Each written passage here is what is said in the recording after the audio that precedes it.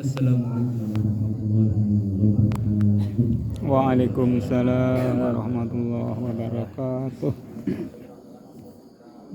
Alhamdulillah. Alhamdulillahilladzi nahmaduhu wa nasta'inuhu wa nastaghfiruh. Wa na'udzu billahi min shururi anfusina wa min sayyiati a'malina.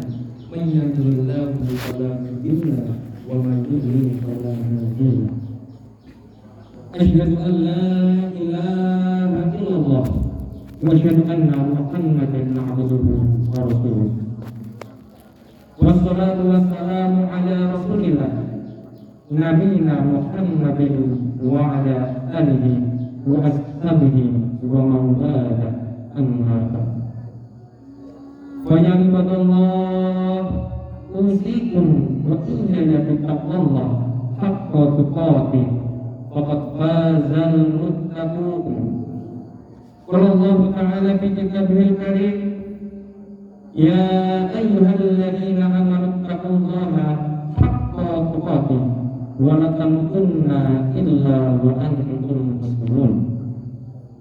Allahu akbar, Allahu akbar, la ilaha illallah, Allahu akbar, Allahu akbar, walillahil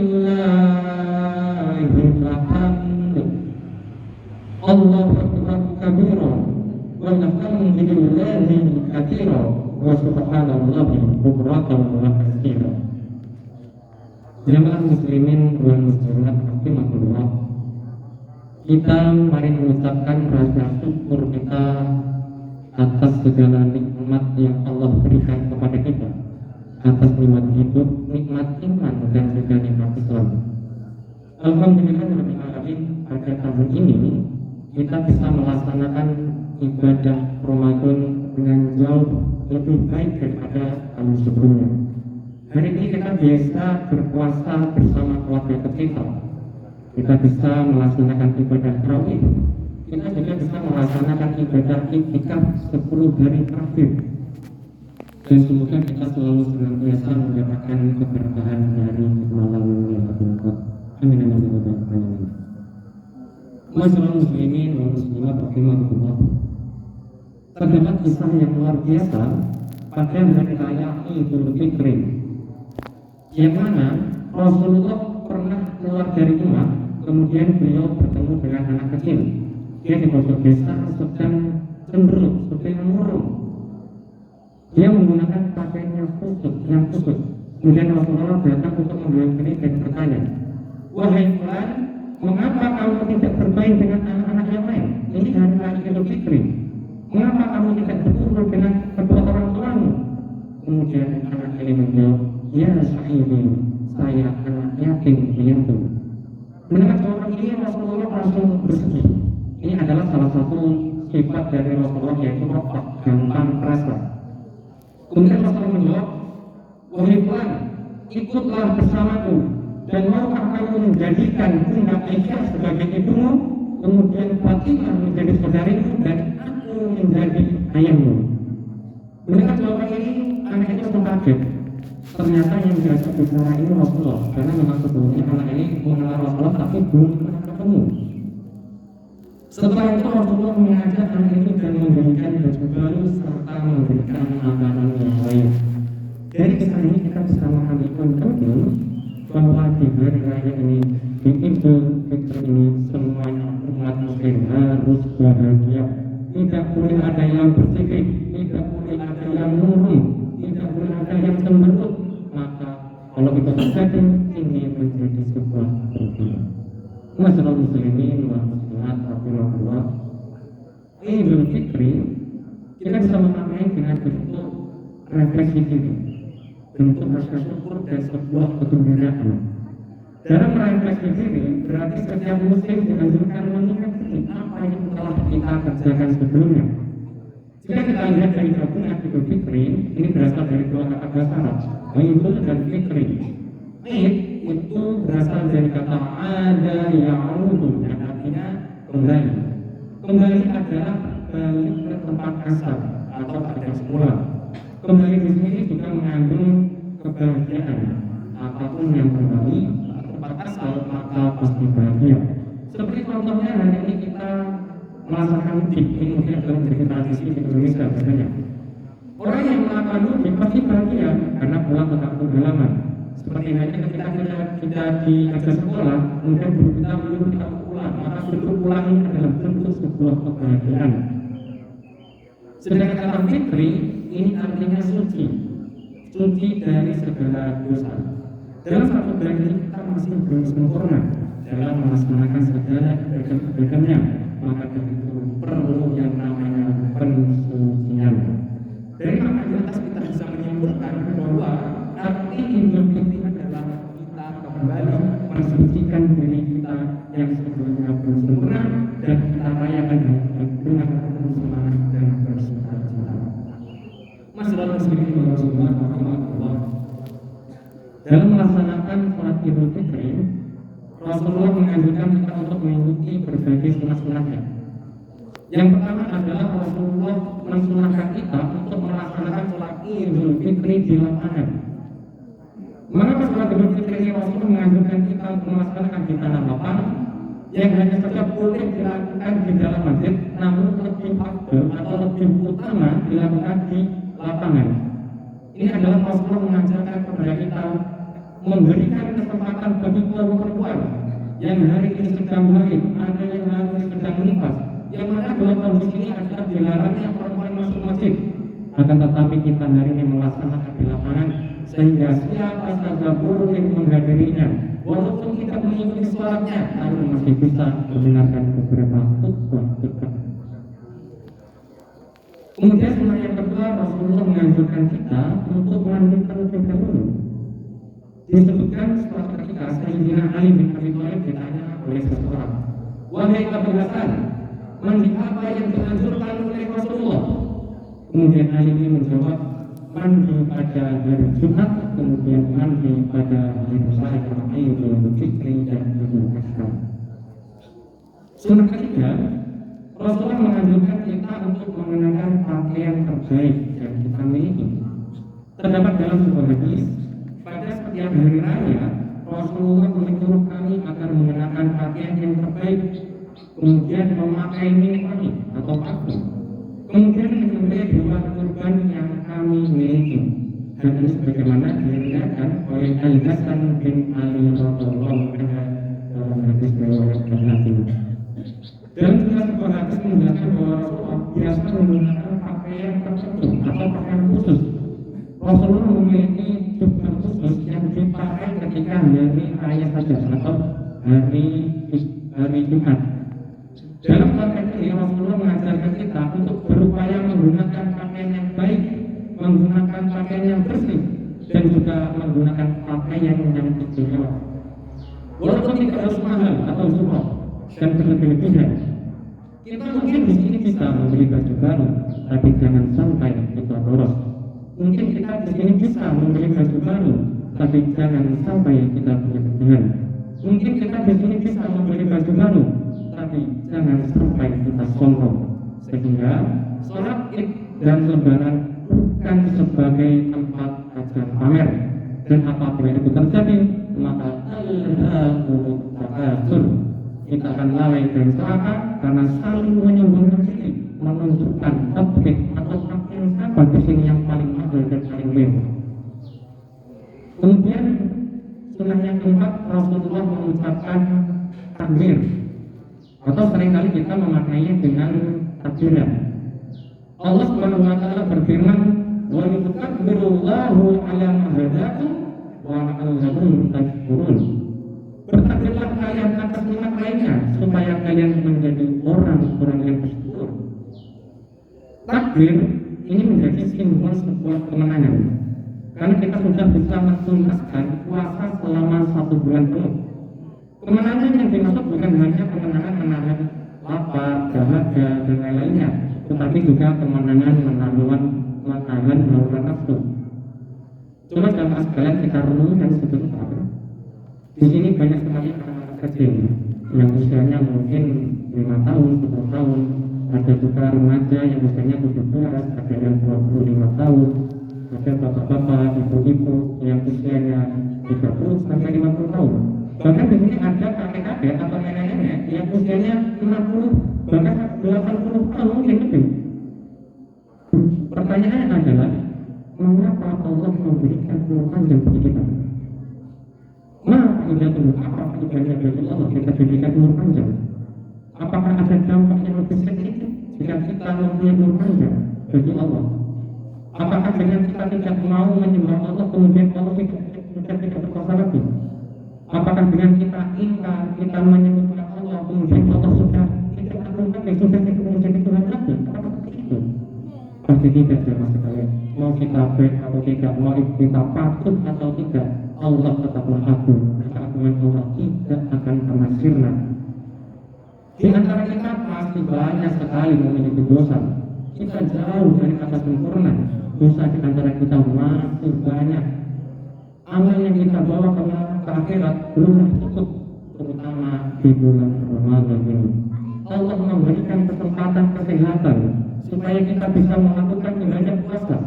Allah memberikan nikmat keimanan sehingga kita masih selalu bersemangat dalam menjalankan ibadah yang lainnya.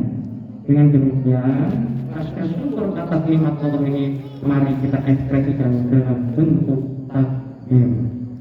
Takbir juga diucapkan oleh para sahabat Nabi ketika memenangkan peperangan, terutama perang Badar.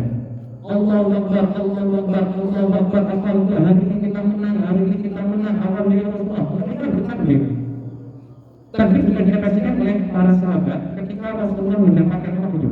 Allahu Akbar, Allahu Akbar, Alhamdulillah, Rasulullah sekarang mendapatkan wahyu dari Allah. Ini menjadi petunjuk bagi kita. Allahu Akbar, ya Allah, terima kasih, kita bertakbir. Jadi takbir di sini adalah bentuk ekspresi rasa syukur yang dilakukan oleh para sahabat. Kemudian setelah yang kelima, Rasulullah menganjurkan kita untuk makan terlebih dahulu sebelum berangkat sholat Id. Karena sesungguhnya Imam Ahmad pernah meriwayatkan bahwa Rasulullah tidak berangkat sholat Id sebelum makan terlebih dahulu. Walaupun kita di rumah hanya ada air putih, mungkin ada kurma atau mungkin di rumah kita cuma ada kerupuk, ada biskuit, tidak menjadi masalah. Yang penting kita makan terlebih dahulu, yang mana itu kita melaksanakan sunnah-sunnah dari Rasulullah. Ini berbeda dengan Idul Adha. Jika Idul Adha kita dianjurkan untuk berpuasa terlebih dahulu. Jemaah muslimin dan muslimat rahimakumullah. Salah satu bentuk momentum Idul Fitri itu adalah kita menumbuhkan kembali tali persaudaraan. Atau seringkali kita maknainya dengan kata silaturahim atau silaturahmi. Dalam kehidupan sehari-hari, kata silaturahmi ini sudah tidak asing. Namun kali kita selalu memaknainya, karena sebagian orang memaknai silaturahmi ini adalah berkunjung. Dengan contoh, kita akan silaturahmi ke rumah ayah ibu. Oh, berarti kita sedang berkunjung ke rumah ayah ibu. Kita akan silaturahmi ke rumah paman, artinya kita akan berkunjung ke rumah paman. Pengertian ini seringkali terdengar di masyarakat, namun aslinya dan makna asli silaturahmi bukanlah berkunjung. Istilah silaturahmi ini berasal dari kata bahasa Arab, dari gabungan silah dan rahim. Sila itu bentuk masdar dari kata waswalal sil, yang artinya menyambungkan. Sedangkan kata rahim di sini diambil dari kata rahim, yang artinya tempat menetapnya janin di perut ibu kita. Makna lain dari janin ini adalah kerabat atau seseorang yang masih memiliki hubungan darah. Dari makna di atas kita bisa menyimpulkan silaturahmi adalah menyambungkan tali persaudaraan terhadap saudara, baik yang belum terputus maupun yang sudah terputus.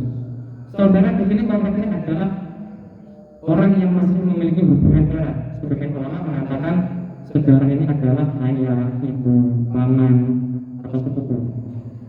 Dengan permisalan, jika kita berkunjung ke rumah teman atau tetangga yang bukan saudara kita, itu tidak bisa disebut dengan silaturahim, tapi bisa kita ganti dengan kata ziarah atau berkunjung karena Allah. Hanya saja kata ziarah ini sebagian orang enggak memakainya karena kata ini sering dipakai untuk ke kuburan. atau sering dipakai untuk orang yang sudah meninggal. Dan lebih nyaman menggunakan kata silaturahmi, padahal ini bukan makna asli. Karena silaturahmi ini sudah menyebar di kalangan masyarakat. Reuni sekolah dinamakan silaturahmi, reuni teman kerja dinamakan silaturahmi. Kalaupun kita lebih nyaman menggunakan kata silaturahmi yang kepada saudara, namun pada hakikatnya kandungan keutamaan silaturahmi kepada saudara tidak bisa digantikan dengan yang bukan saudara. Mungkin ada pertanyaan, mengapa kita perlu memahami ini? Ini kan cuma hanya pengislahan, beda sama sekali. Ini banyak terjadi di kalangan masyarakat kita, menyambungkan silaturahmi kepada orang lain semangat, bahkan antusias, atau masalah langsung dibantu. Tapi kepada saudaranya sendiri tidak peduli, bodo amat. Entah karena konflik rumah tangga, entah karena perebutan harta waris, entah karena tidak mau memeluk orang tua yang sudah renta, atau komunikasi yang kurang, dan lain sebagainya. Ini seringkali terjadi di masyarakat kita. Bismillahirrahmanirrahim. Wa'budullaha wa la tusyriku bihi syai'an. Dan sembahlah Allah, janganlah kalian mempersekutukannya dengan cara apapun. Wa bil walidaini ihsanan wa bil qurba wal yatama wal masakin wal masakin wal jari bil qurba wal jari wal junub was-sahibi bil jambi wa as-sabil wa ma malakat aymanukum. Dan berbuat baiklah kepada orang tua kalian, kepada karib kerabat, kepada anak-anak yatim, kepada orang miskin, kepada tetangga jauh maupun tetangga dekat. Dan berbuat baiklah kalian kepada teman sejawat, ibnu sabil dan hamba sahaya yang kamu miliki. Allah menyuruh kita untuk berbuat baik kepada siapa itu. Mengapa Allah menyuruh kita seperti itu? Innallaha la yuhibbu man kana mukhtalan fakhura. Sungguh Allah tidak menyukai orang-orang yang sombong dan membanggakan diri sendiri. Surat Al-Maidah ayat 36. Jamaah muslimin dan muslimat rahimahullah, bersilaturahmi terhadap keluarga yang masih tersambung adalah sebuah kebaikan.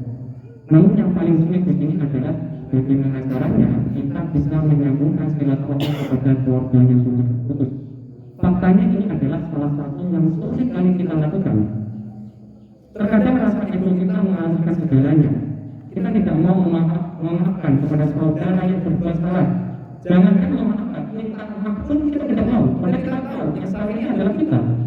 Kalau merasa ego ini tetap ada dan tetap kita pelihara, maka sampai kapanpun hubungan keluarga tidak akan pernah bersatu dan bisa dipastikan akan selamanya terputus. Maka Rasulullah SAW memberikan ancaman yang besar, sebagaimana sabda beliau, jangan tapi di dalam masuk surga bagi orang yang memutuskan tali silaturahmi.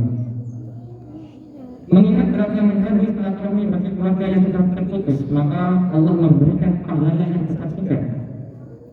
Yang pertama, silaturahmi dapat melapangkan rezeki. Bagaimana sabda beliau, "Man ahabba an yusata lahu bi rizqihi wa in sa'alahu bi atharihi falyasil rahimahu." Barang siapa yang senang akan dilapangkan rezekinya dan dipanjangkan umurnya, maka hendaklah dia menyambungkan tali silaturahmi. Dan mendapatkan rezeki silaturahmi juga memperpanjang umur. Bagaimana sabda beliau, bersilaturahmi dapat menambahkan umur, sedangkan sedekah dengan persemini ini dapat meredamkan murka Allah. Hadis riwayat Tabrani. Jamaah muslimin wal muslimat rahimahullah, dalam memaknai Idul Fitri pada hari ini kita mencoba introspeksi diri. Apa yang pernah kita lakukan sebelumnya terhadap hubungan orang lain, baik yang seiman maupun yang tidak seiman. Kita coba mengingat kembali apa yang pernah kita perbuat.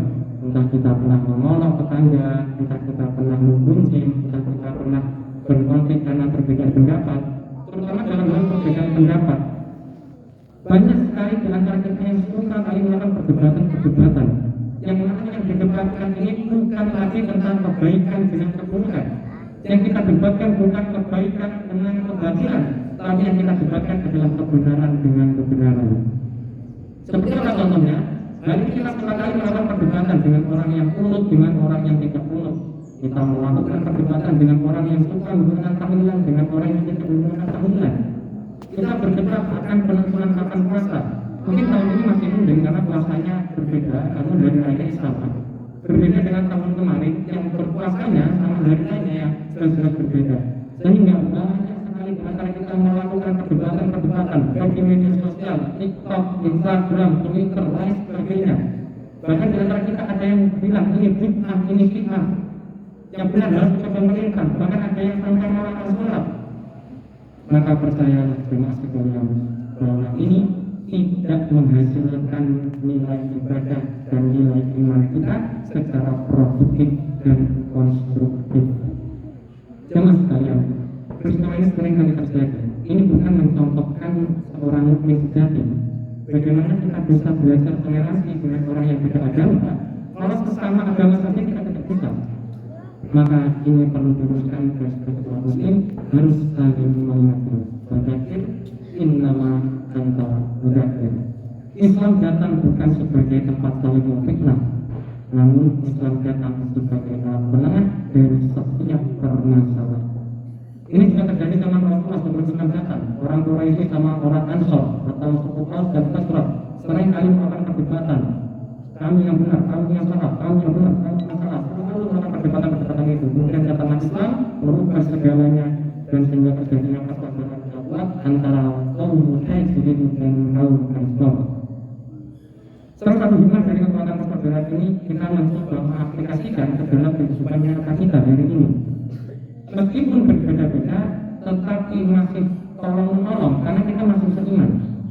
Ada banyak sekali organisasi atau gerakan yang ada di lingkungan kita di Indonesia ini, seperti Muhammadiyah, ada Nahdlatul Ulama, ada Persis atau Persatuan Islam, ada Al-Irsad Al-Islamiyah, ada Hidayatullah, ada organisasi Wasiliyah dan lain sebagainya.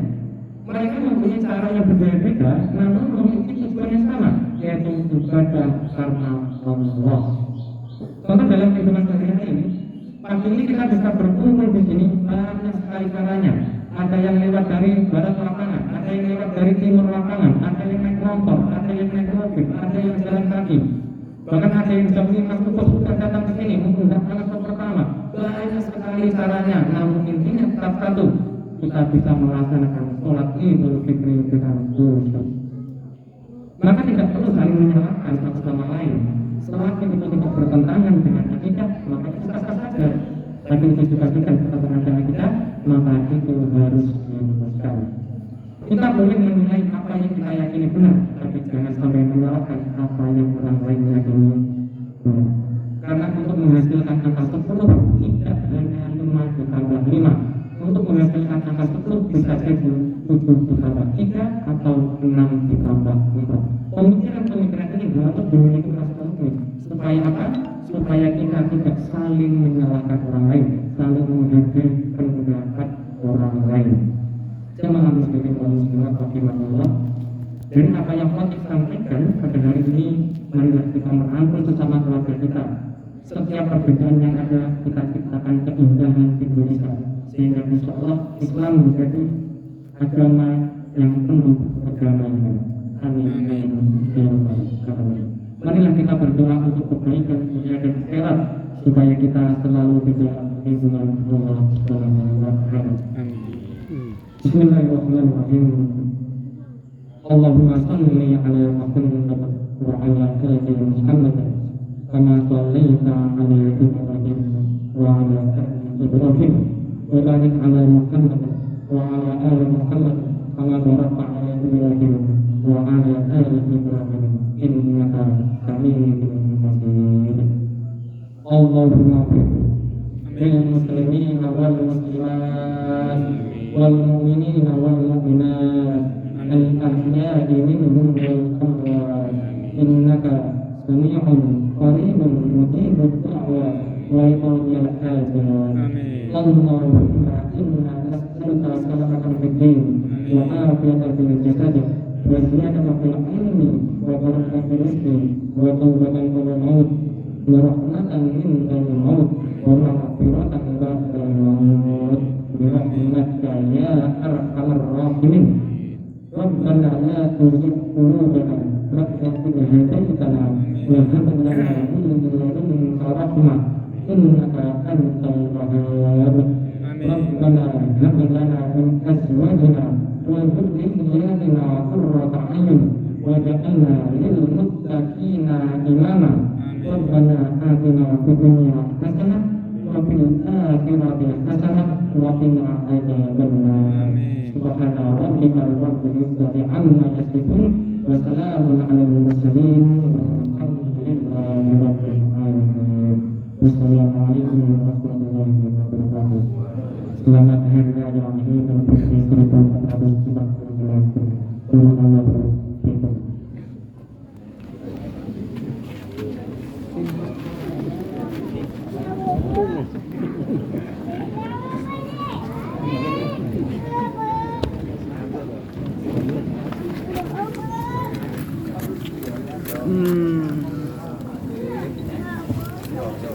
Ini katanya.